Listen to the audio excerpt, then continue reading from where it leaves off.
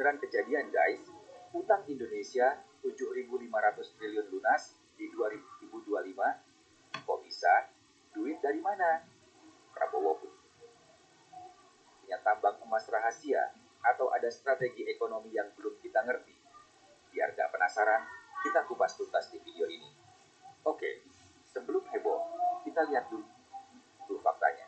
Sampai 2025, utang negara Indonesia tembus 7.500 triliun.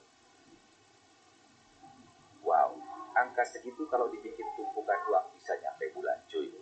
Tapi serius, utang ini sebenarnya wajar gak sih? For you info nih guys, hampir semua negara punya utang. Amerika Serikat aja utangnya lebih dari 34.000 triliun dolar. Jadi sebenarnya utang itu gak selalu buruk, asal dikelola dengan baik. Masalahnya, kalau utang numpuk tapi ekonomi gak tumbuh, bisa bahaya. Makanya, wacana pelunasan ini bikin heboh banget. Jadi, dari mana duit buat lunasin utang segede itu? Cetak uang, jual pulau, galang dana? No. Ternyata ada strategi gila yang lagi disiapin. Ini dia beberapa kemungkinannya. Super ekspansi investasi dan hilirisasi. Prabowo kemungkinan bakal ngegas investasi asing dan industri hilirisasi bisa kebesar-besaran.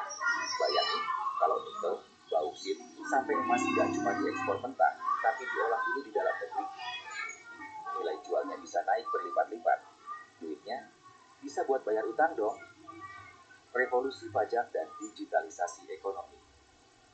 Salah satu kelemahan ekonomi kita adalah rendahnya penerimaan pajak AKK. Dengan digitalisasi dan AI dalam sistem perpajakan, kebocoran bisa ditekan. Orang yang tadinya malas bayar pajak bakal lebih terdeteksi. Pemasukan negara makin gede. Maksimalin sumber daya alam dan energi baru. Indonesia itu kaya banget guys. Minyak, gas, panas bumi, nikel, emas, uranium. Semua ada. Kalau dikelola lebih optimal, pendapatan negara bisa naik drastis. Apalagi kalau kita mulai fokus ke energi hijau ganda yang lagi gandrungi dunia. Utang baru buat bayar utang lama. Eits, jangan salah paham. Ini namanya restrukturisasi utang.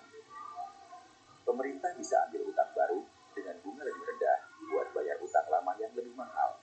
Pintar-pintarnya negosiasi aja. Oke, sekarang pertanyaannya. Mungkin gak sih ini beneran terjadi?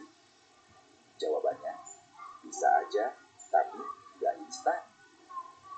Pelunasan utang negara sebesar ini bukan kayak bayar cicilan motor, cuy. Butuh strategi panjang dan disiplin kebijakan ekonomi yang ketat. Kalau semua rencana tadi berjalan mulus, kita bisa lihat penurunan drastis utang dalam 5-10 tahun ke depan. Tapi ya, kalau ada hambatan kayak korupsi, krisis global, atau ekonomi yang mandek, bisa beda cerita. Jadi, balik lagi ke seberapa serius pemerintah ngejalanin strateginya. Gimana menurut kalian? Apakah Prabowo bakal sukses lunasin utang Rp7.500.000 ini? Atau cuma wacana belaka? Drop pendapat kalian di komentar. Jangan lupa like and subscribe buat update terbaru soal ekonomi, politik, dan masa depan Indonesia.